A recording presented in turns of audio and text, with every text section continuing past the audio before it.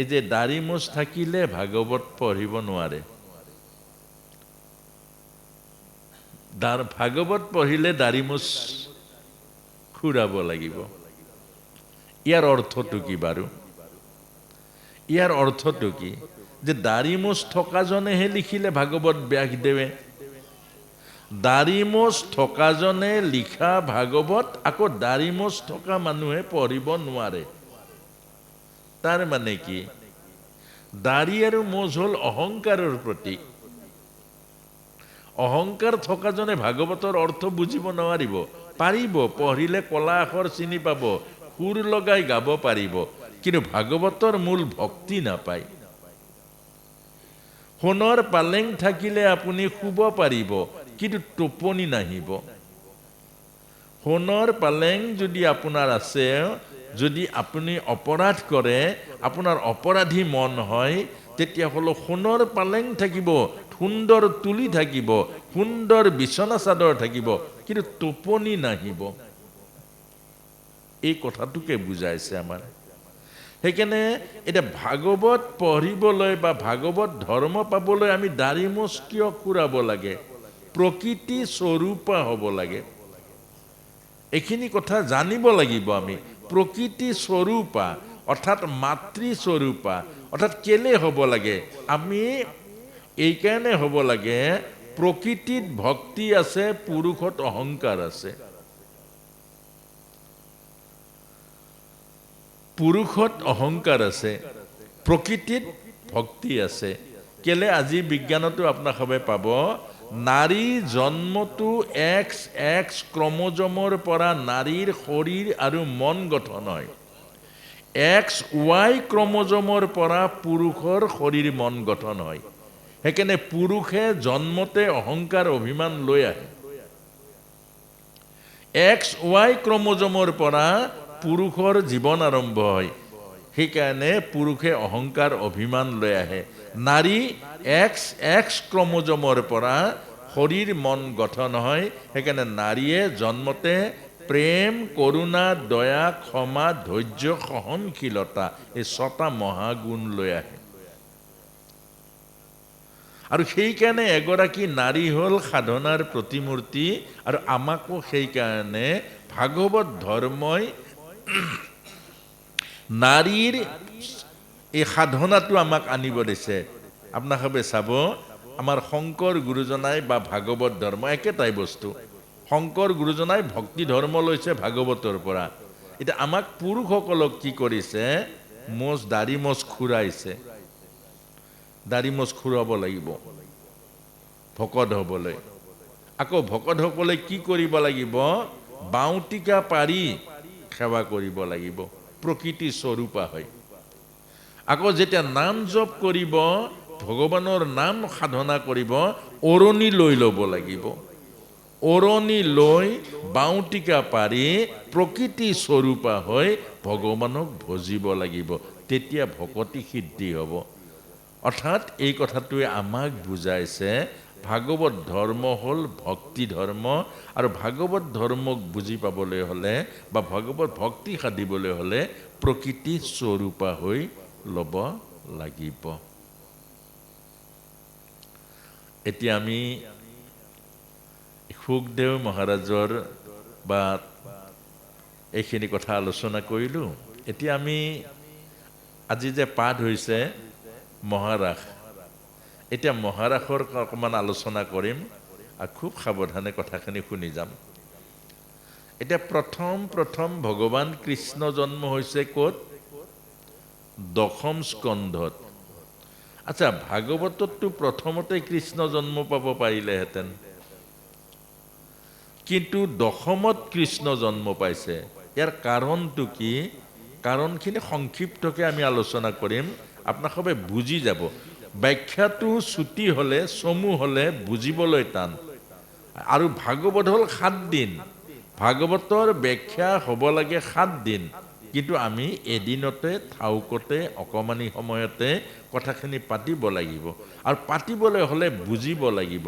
আৰু বুজিবলৈ হ'লে মনৰ দ্বাৰা বুজিব লাগিব, শুনিলে বুজিব নোৱাৰে। এতিয়া দশমত কিয় কৃষ্ণ জন্ম পালে? এতিয়া প্ৰথমৰ পৰা আমাৰ মন, বচন আৰু ভাৱনা শুদ্ধ কৰি লৈছে। প্ৰথম স্কন্ধ অধিকাৰ বিচাৰ, দ্বিতীয় স্কন্ধ সাধন ক্ৰম, তৃতীয় স্কন্ধত আৰম্ভ হৈছে ভাগৱতৰ লক্ষণ। ভাগৱতৰ 10 লক্ষণ আছে।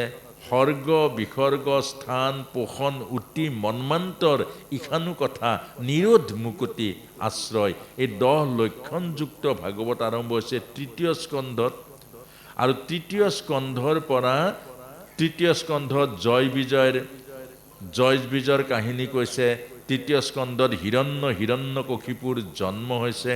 তৃতীয় স্কন্ধত চতুশ্লোকী ভাগৱতৰ কথা কৈছে। তাৰ পাছতে চতুৰ্থ স্কন্ধ আহিছে। চতুৰ্থ স্কন্ধত প্ৰথমতে শিৱ দক্ষ সংবাদ হৈছে। তাৰ পাছতে আমাৰ উত্তানপাদ ৰজাৰ চৰিত্ৰ হৈছে। তাৰ পাছতে আমাৰ এই ভৰত ৰজাৰ চৰিত্ৰ হৈছে। এনেকৈ কাহিনীবোৰৰ মাজেৰে আপোনাৰ মনৰ মলিবোৰ, মনৰ অহংকাৰবোৰ, মনৰ অভিমানবোৰ আস্তে আস্তে আস্তে আস্তে আস্তে আস্তে চফা কৰি নৱম স্কন্ধত প্ৰভু ৰামৰ জন্ম হৈছে। নৱম স্কন্ধত প্ৰভু ৰামৰ জন্ম হৈছে। যজাতি উপাখ্যানৰ মাজেৰে আমাৰ এই দেৱযানীৰ সংবাদ হৈছে। তাৰ পাছতে আমাৰ অম্বৰীশ মহাৰাজৰ মহাভাগৱতৰ চৰিত্ৰৰ পাছতে দশম স্কন্ধ হৈছে ভগৱান কৃষ্ণ জন্ম।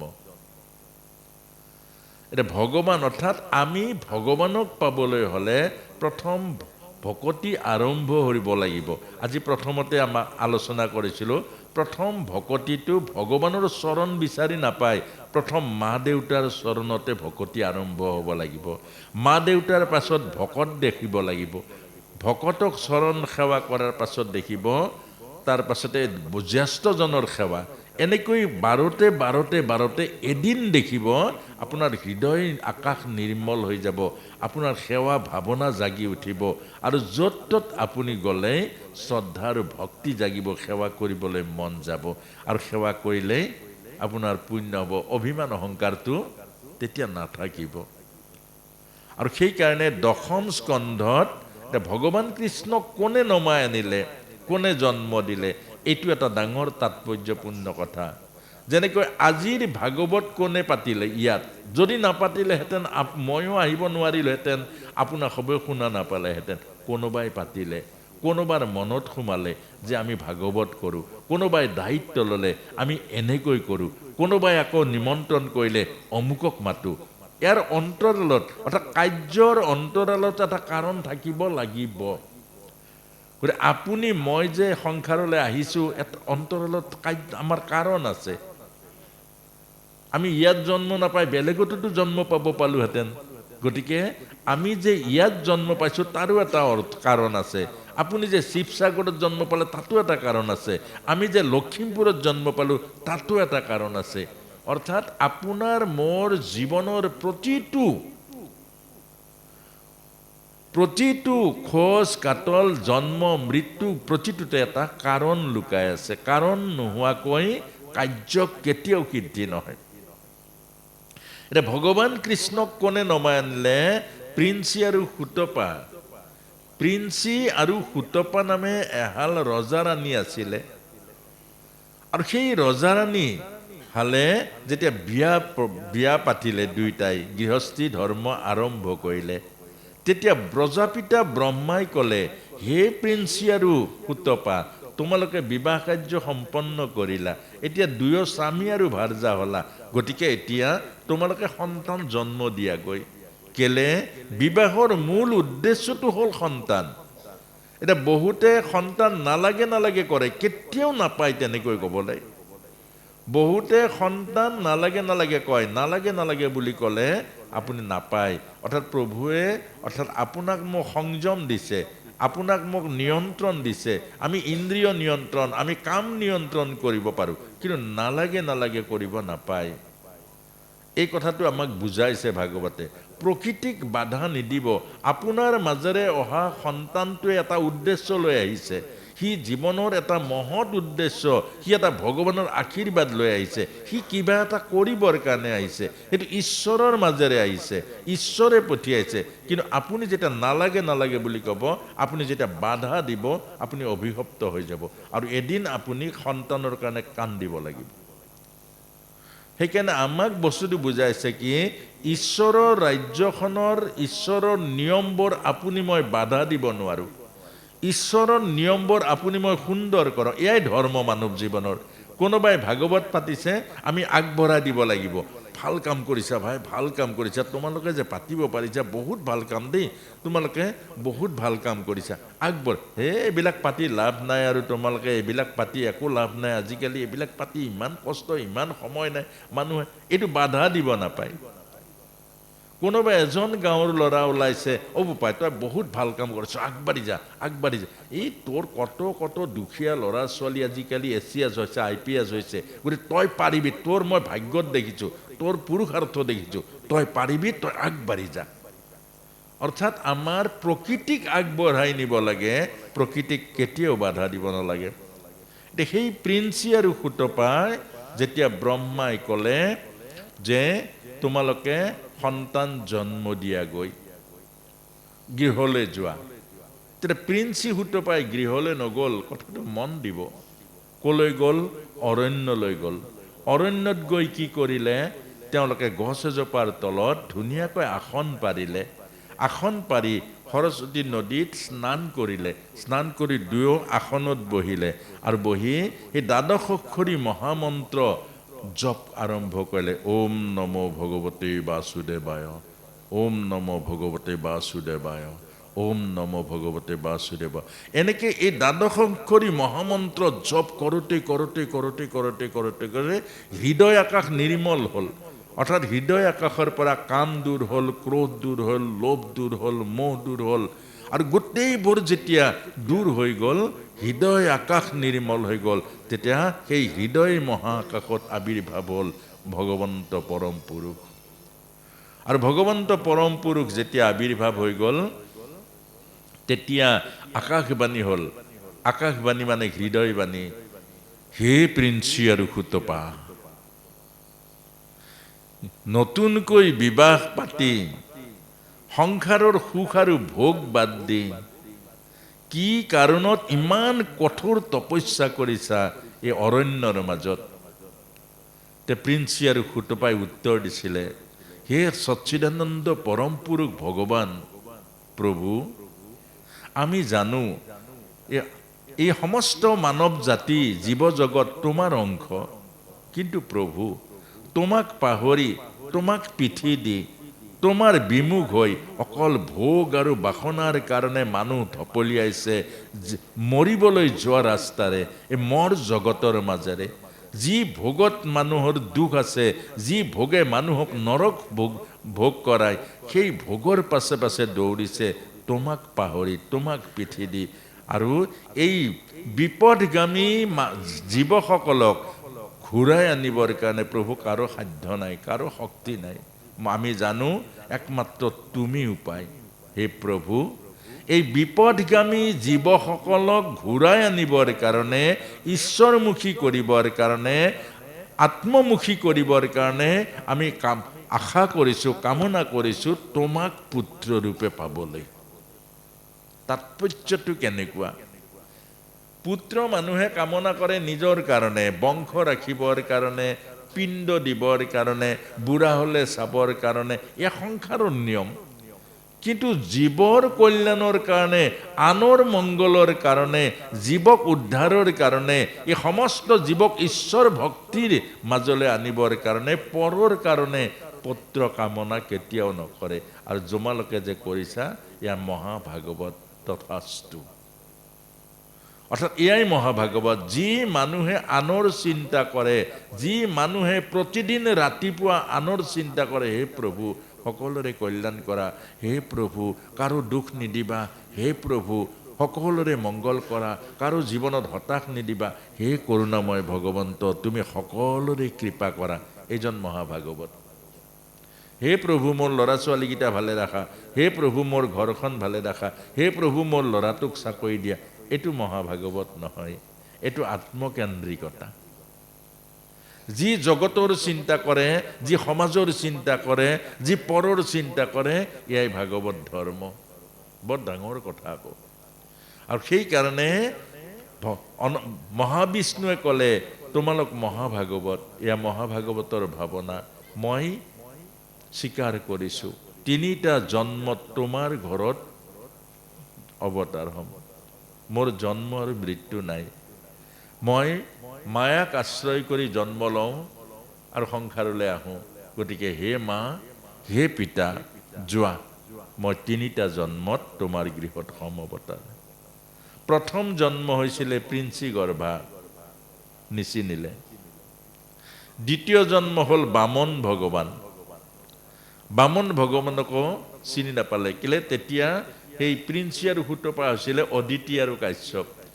আপুনি মই আগৰ জন্মত কি আছো আপুনি মই জানো নাজানো, অহা জন্মত কি হ'ম জানো। অৰ্থাৎ এইটোৱে হ'ল জীৱ আৰু শিৱ, ঈশ্বৰে জানে, আপুনি মই নাজানো। এইটোৱে ভগৱত গীতাত কৈছে, অৰ্জুন তুমিও এটা এটা দেহ পোৱা, সংসাৰলৈ যোৱা, ময়ো দেহ লৈ যাওঁ সংসাৰলৈ, কিন্তু মই দেহত থকাৰ পাছতো আত্মাক নাপাহৰো। তুমি দেহ পোৱাৰ পাছত তুমি পাহৰি যোৱা আত্মাক। তুমি গাহৰিৰ দেহটো পিন্ধি লোৱা, গাহৰিৰ চোলাটো পিন্ধা, তুমি গাহৰিয়ে বনি যোৱা। কিন্তু মই গাহৰি বনিলেও গাহৰি নবনো, কেলে গাহৰিও দিব্য যজ্ঞ বৰাহ ৰূপে মই অৱতাৰ হওঁ। মই আত্মাক নাপাহৰো, তুমি আত্মাক পাহৰি যোৱা। এইটোৱে তোমাৰ আৰু মোৰ পাৰ্থক্য। এতিয়া সেই প্ৰিন্সি সুতপাৰ দ্বিতীয় জন্ম আছিলে বামন, তৃতীয় জন্ম হ'ল কৃষ্ণ। কংসৰ কাৰাগাৰত প্ৰভু ভগৱন্তই জন্ম পালে। আৰু বসুদেৱ আৰু দৈৱকী সেই জন্মত হৈছিলে প্ৰিন্সি সুতপা। এই 3টা জন্ম, অৰ্থাৎ ভগৱান কৃষ্ণ আহিলে 3টা লীলাৰ মাজেৰে, আৰু প্ৰিন্সি সুতপাও 3টা জন্ম পালে। আৰু সেই ভগৱান কৃষ্ণই আহিছে কেলে? ধৰ্মক স্থাপন কৰি অধৰ্মক নাশ কৰিবৰ কাৰণে। এইটোৱে ভগৱত গীতাত ভগৱানে কৈছে, যদা যদা হি ধৰ্মস্য গ্লানিৰ্ভৱতি ভাৰত অভ্যুত্থানম অধৰ্মস্য তদাত্মানম সৃজাম্যহম পৰিত্ৰাণায় সাধুনাং বিনাশায় দুষ্কৃতম ধৰ্ম সংস্থাপনাৰ্থায় সম্ভবামি যুগে যুগে। ভগৱানৰ মূল উদ্দেশ্যটো হ'ল ধৰ্মক স্থাপন কৰি আৰু সাধু সন্তসকলক কৃপা কৰা, আৰু সেই সাধু সন্তসকলক কৃপা কৰা। এতিয়া ধৰ্ম আৰু অধৰ্ম মানে কি বাৰু? অধৰ্ম মানে পাপ, ধৰ্ম মানে পুণ্য। আৰু সেই পাপ পুণ্য ধৰ্মৰ বিচাৰটো আমাক দেখুৱাইছে যে এটা ষাঁড় গৰু সেয়া হ'ল ধৰ্ম, ধৰ্ম হ'ল ষাঁড় গৰু, আৰু পৃথিৱী হ'ল গাই গৰু। এতিয়া এই পৃথিৱীয়ে গাই গৰু ৰূপ লৈ, ধৰ্মই ষাঁড় গৰু ৰূপ লৈ, ধৰ্মই লেঙেৰাই লেঙেৰাই লেকুচাই আহিছে। 3খন ভৰি ভগা, এখন মাত্ৰ লেকুচাই আহিছে। আৰু পৃথিৱীয়ে কান্দি কান্দি গৈছে। কাৰ ওচৰত গৈছে? যে শিৱৰ ওচৰত গৈছেগে। দেৱতাসকলৰ ওচৰত প্ৰথম গ'ল, দেৱতাসকলে লৈ গ'ল শিৱৰ ওচৰত, শিৱৰ ওচৰৰ পৰা ব্ৰহ্মাৰ ওচৰত লৈ গ'ল। কেলে লৈ গ'ল? তেতিয়া পৃথিৱীয়ে কৈছে মোৰ দুখটো খণ্ডন কৰা, মই পৃথিৱীৰ বোজা বহিব নোৱাৰো, মই ভাৰ বব নোৱাৰো, মই আৰু সহ্য কৰিব নোৱাৰো, মোক এটা উপায় দিয়া। আৰু এই উপায়টো দিবৰ কাৰণে, আৰু ধৰ্মই কৈছে যে মোৰ 3খন ভৰি ইতিমধ্যে ভাঙিলে, সত্য শৌচ তপ ক্ষমা। এতিয়া মাত্ৰ সত্যখন আছে, কিন্তু শৌচ তপ আৰু ক্ষমা এই 3খন ভৰি ভাঙি দিলে মোৰ। গতিকে মই আৰু লেকুচাই কেনেকৈ থাকিম? গতিকে দেৱতাসকলে ক'লে ইয়াৰ সমিধান আমি দিব নোৱাৰোঁ। তাৰ পাছতে শিৱৰ ওচৰত গ'ল। শিৱই ক'লে যে ময়ো নাজানো, বোলে ব্ৰহ্মাৰ ওচৰত যাওঁ ব'লা।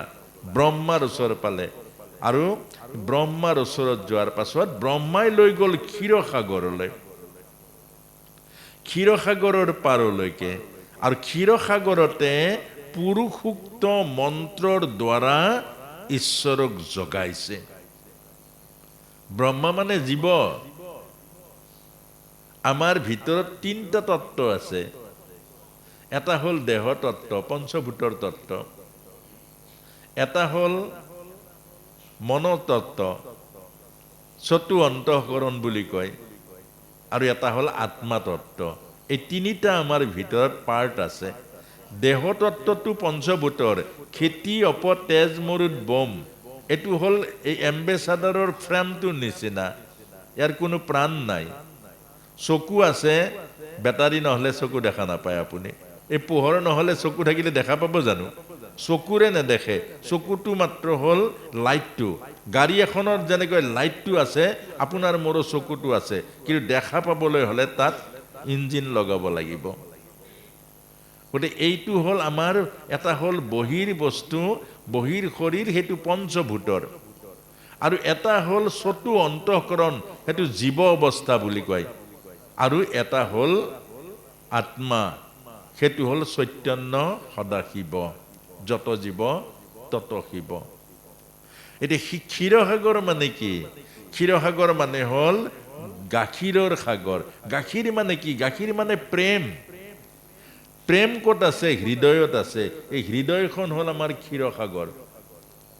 পৰমাৰ্থ বুজিব লাগিব। এতিয়া হৃদয়খন ক্ষীৰসাগৰ, আৰু ক্ষীৰসাগৰত কোন আছে? বিষ্ণু আছে। অৰ্থাৎ আপোনাৰ মোৰ প্ৰত্যেকৰে হৃদয়ৰ মাজত ঈশ্বৰ আছে।